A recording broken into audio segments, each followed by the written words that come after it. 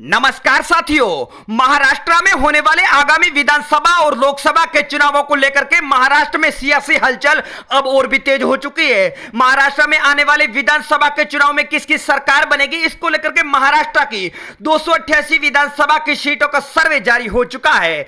साथियों, महाराष्ट्र में होने वाले आगामी लोकसभा और विधानसभा के चुनाव में शिंदे गुट और फडणवीस को इस बार के चुनाव में भारी कीमत चुकानी पड़ सकती है। साथियों, इस बार के चुनाव में किसको ज्यादा सीटें मिलेगी, इसको लेकर के लोकसभा की 48 सीटों का ओपिनियन पोल जारी हो चुका है। एक एक करके तमाम सीटों का ओपिनियन पोल आप लोगों के सामने रखेंगे, तो आप बने रहे वीडियो के एंड तक। और वीडियो के अंत में पूछे गए सवाल का सही जवाब देने पर आपको घर बैठे मिल सकता है बहुत ही बड़ा इनाम। साथियों, महाराष्ट्र में लोकसभा चुनाव 2024 को लेकर के ताजा ओपिनियन पोल जो जारी हुआ है, जिसने भारतीय जनता पार्टी की चिंताएं और भी बढ़ा दी है। महाराष्ट्र में 48 लोकसभा की सीटें और इस बार भारतीय जनता पार्टी यहां पर 45 लोकसभा सीटें जीतने का ख्वाब देख रही है। भारतीय जनता पार्टी और उसकी सहयोगी पार्टियां 24 सीटों पर इस बार के लोकसभा के चुनाव में सिमटती नजर आ रही है। तो वहीं उद्धव ठाकरे की शिवसेना और कांग्रेस पार्टी को आने वाले लोकसभा के चुनाव में सबसे ज्यादा सीटें मिलती हुई बताई जा रही है। साथियों, महाराष्ट्र में एकनाथ शिंदे और देवेंद्र फडणवीस की सरकार में अजित पवार ने जब से एनसीपी से बगावत करके बीजेपी का दामन थामा है, भारतीय जनता पार्टी की चिंता लगातार बढ़ती नजर आ रही है। साथियों, विधानसभा चुनावों के बाद लोकसभा के चुनाव होने वाले हैं और लोकसभा चुनाव 2024 को लेकर के महाराष्ट्र के नतीजे मतलब सर्वे के हिसाब से चौंका देने वाले आंकड़े जारी हो चुके हैं। ओपिनियन पोल में महाराष्ट्र में सत्तारूढ़ भारतीय जनता पार्टी को इस बार के चुनाव में सबसे बड़ा झटका लग सकता है। महाराष्ट्र की 48 लोकसभा की सीटों में से भारतीय जनता पार्टी को 20 लोकसभा की सीटें मिलने का अनुमान जताया जा रहा है, तो बीजेपी सहयोगी एकनाथ शिंदे के गुट को और अजित पवार के गुट को 2-2 सीटें मिलती हुई बताई जा रही है। वहीं उद्धव ठाकरे की बात करें तो यहां पर शिवसेना और कांग्रेस पार्टी को इस बार के लोकसभा के चुनाव में सबसे बड़ा फायदा होता हुआ बताया जा रहा है। यूटीबी को 11 और कांग्रेस पार्टी को इस बार के लोकसभा के चुनाव में 9 सीटें जीतने का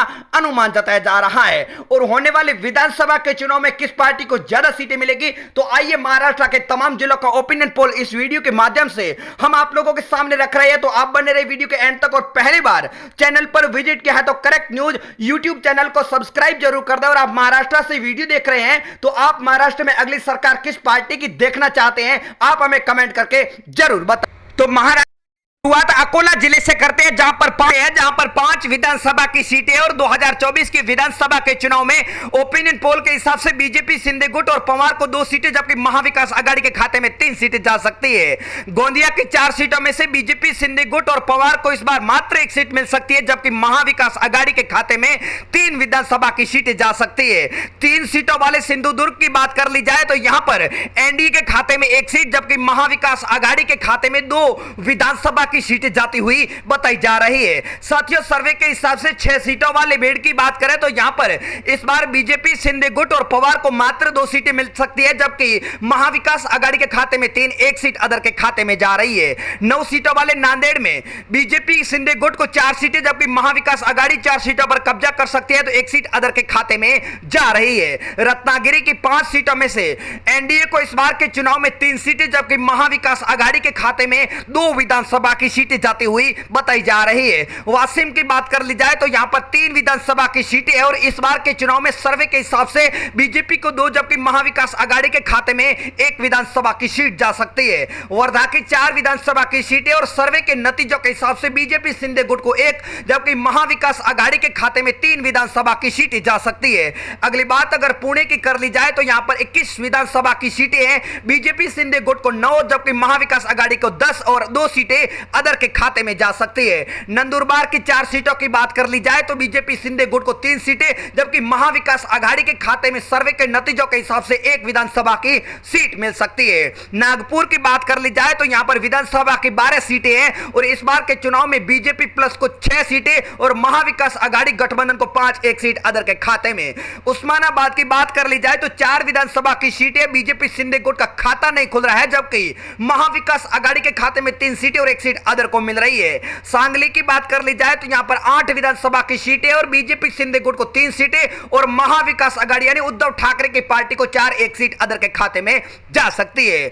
26 सीटों वाली मुंबई की बात कर ली जाए तो बीजेपी प्लस को 10 सीटें, जबकि महाविकास आघाड़ी 10 में से 3 सीटें ज्यादा यानी 13 सीटों पर कब्जा कर रही, 3 सीटें अदर के खाते में। नासिक की बात कर ली जाए तो 15 सीटें, बीजेपी प्लस को 7 सीटें और महाविकास आघाड़ी गठबंधन को 8 विधानसभा की सीटें मिल सकती है। रायगढ़ की 7 सीटों की बात कर ली जाए तो बीजेपी शिंदे गुट और पवार के खाते में 4 सीटें, जबकि उद्धव ठाकरे की पार्टी के गठबंधन को 3 विधानसभा की सीटें मिल सकती है। अहमदनगर की 12 सीटों की बात कर ली जाए तो बीजेपी शिंदे गुट को 4 सीटें, जबकि महाविकास आघाड़ी महागठबंधन को इस बार के चुनाव में 8 विधानसभा की सीटों पर जीत मिल सकती है। कोल्हापुर की बात कर ली जाए तो 10 विधानसभा की सीटें और इस बार के चुनावी सर्वे में बीजेपी प्लस को 3 सीटें और महाविकास आघाड़ी के खाते में 6 एक सीट अदर के। तो महाराष्ट्र होने वाले आगामी विधानसभा के चुनाव में महाराष्ट्र का अगला मुख्यमंत्री कौन होगा? उद्धव ठाकरे, एकनाथ शिंदे, अजित पवार या फिर कोई अन्य? सही जवाब देने पर आपको घर बैठे मिलेगा हमारा पहला इनाम। तो साथियों, महाराष्ट्र में होने वाले आगामी विधानसभा और लोकसभा के चुनाव में महाराष्ट्र की जनता किस पार्टी का साथ देगी या तो आने वाले चुनावी नतीजे तय करेंगे।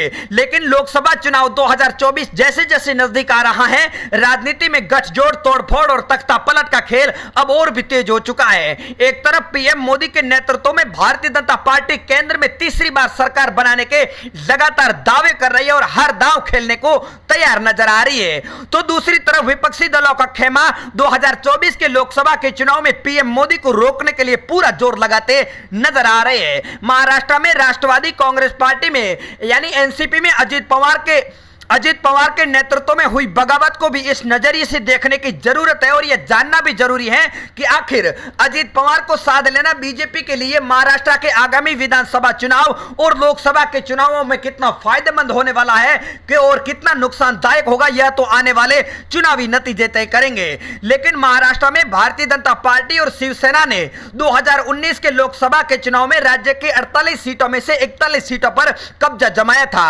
लंबे समय तक इस राज्य में सरकार चलाने वाली कांग्रेस पार्टी को सिर्फ 1 लोकसभा की सीट मिली थी, जबकि शरद पवार के नेतृत्व वाली एनसीपी को 4 सीटें मिली थी, जबकि असदुद्दीन ओवैसी की एआईएमआईएम के खाते में 1 सीट गई थी। साथियों, हम आपको बता देते हैं कि ऊपर दिए आंकड़े ये आपको बताते हैं कि भारतीय जनता पार्टी के लिए इन राज्यों में भी अब आ रहा आसान नहीं रहने वाली है। साथियों, खासतौर पर यूपी में भारतीय जनता पार्टी को इस बार भारी बढ़त मिल सकती है, जबकि पूर्वोत्तर, पश्चिम बंगाल, ओडिशा में भी ज्यादा बहुमत मिलता इस बार दिखाई नहीं दे रहा है। दक्षिण भारत में बीजेपी के लिए आगामी लोकसभा का चुनाव टेढ़ी खीर साबित हो सकता है। ऐसे में साथियों, इस बार के चुनाव में लोकसभा के चुनाव में बीजेपी को कितनी सीटें मिलेगी और कांग्रेस पार्टी कितनी सीटों पर कब्जा करेगी, यह तो आने वाले चुनावी नतीजे तय करेंगे। लेकिन साथियों, आप अपनी राय हमें कमेंट के माध्यम से जरूर दें और चुनाव से जुड़ी हर खबर सबसे पहले जानने के लिए आप हमारे चैनल को सब्सक्राइब जरूर कर दें।